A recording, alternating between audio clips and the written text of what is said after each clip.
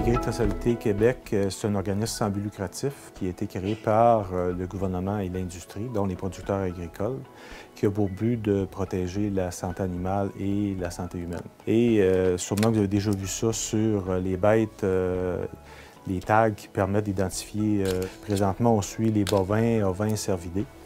Il y a d'autres bêtes qui s'en viennent dans le circuit bientôt. Donc, le but de la traçabilité, c'est d'identifier en premier lieu les sites où sont nés les animaux, où les animaux se déplacent. Par la suite, les animaux dont je viens de parler, et de recueillir tous les mouvements.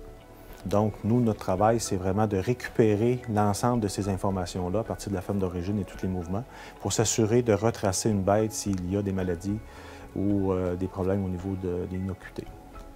Toute l'expertise développée, je dirais, dans les dernières années nous a permis de travailler avec différents types d'identifiants et une de ces choses-là nous a permis d'aller vers la traçabilité du homard.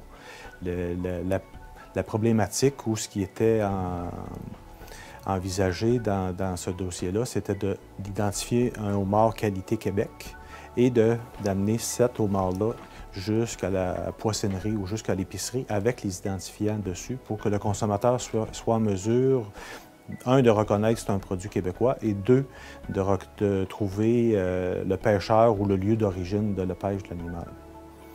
Les autres projets qu'on a en cours de route présentement sont dans la viande. Donc, on fait la traçabilité jusqu'à l'abattoir et présentement, on fait un projet pour identifier les informations qui sont déjà collectées au niveau des abattoirs, au niveau des distributeurs, pour voir comment on peut se rendre avec les informations qu'on a là, jusqu'au comptoir d'épicerie, pour que le consommateur soit en mesure d'identifier la provenance et le chemin de traçabilité des produits qui seraient québécois.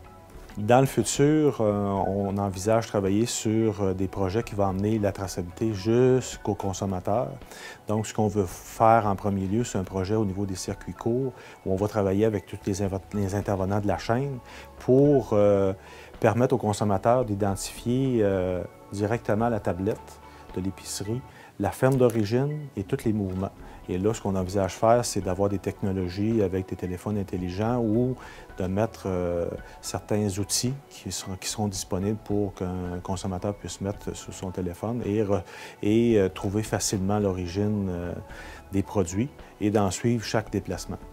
Donc, il va être en mesure de savoir à quel moment une bête est née ou à quel moment un légume a été récolté ou un homard a été pêché et de suivre cette évolution-là tout au long de la chaîne jusqu'à la tablette de l'épicier.